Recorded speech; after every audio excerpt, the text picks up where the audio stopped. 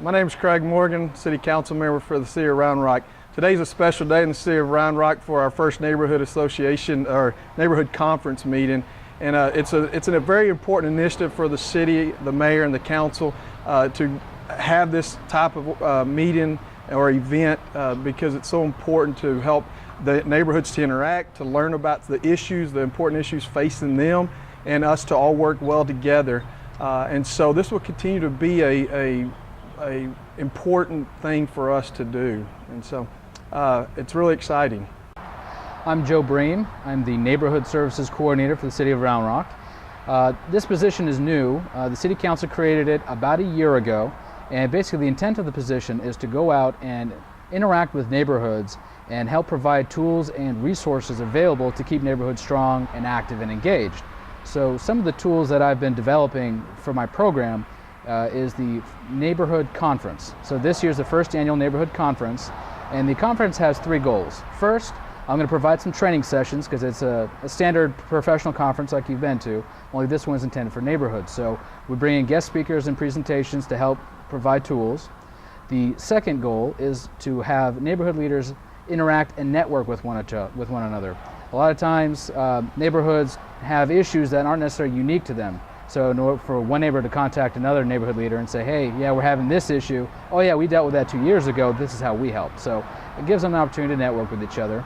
And then the third goal is to allow me on behalf of the city to thank all the neighborhood leaders for their time and service, because whether you're on a neighborhood association or an HOA, you know, your time is volunteer. You know, nobody gets paid except for the HOA management companies. So, you know, this is an opportunity for us to thank everybody for all their hard work when it comes to planning events or working on crime issues, neighborhood watch, that kind of thing. I have a lot of other smaller programs I'm close to the finish line on, but I would like to, I think, eventually see, instead of individual neighborhoods working on issues, I'd like to see collaboration between neighborhoods that are adjacent to each other. And we're already seeing some of that with our HOAs along the southeast side of the city. You know, they all share borders with each other. So it's really good, and we're working on it right now with their neighborhood watch programs. So all the neighborhood watch captains are talking to each other, because if you have a crime issue in one neighborhood, you know, the criminals don't know they're going from one neighborhood to another neighborhood. They don't care.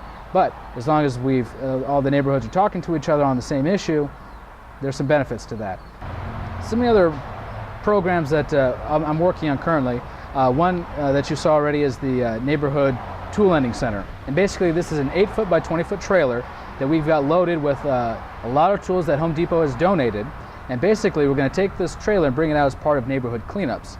So residents can come, check out a tool like a library book at no cost to them, use it on their property, and bring it back for somebody else to use. We're going to have everything in this tool trailer, from lawnmowers, weed eaters, shovels, rakes, wheelbarrows, anything to help clean up a property, we're going to have it. And so we're in the first year of making those things come true.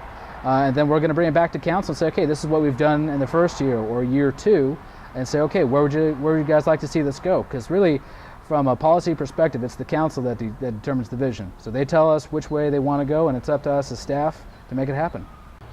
I think that it'll just continue to grow. I mean, this is the first year we've ever done it. I know they were hoping to get 100 people. I think they had 97 registrations. And so I think it just continues to grow. And I think it also helps the neighborhoods to be in touch with their elected officials. And it helps us. We want engaged neighborhoods. We need to hear these things to understand it and understand their issues. And some of our older neighborhoods, I think it helps to help maintain those and us to maintain our values, which I think most people would want in their city.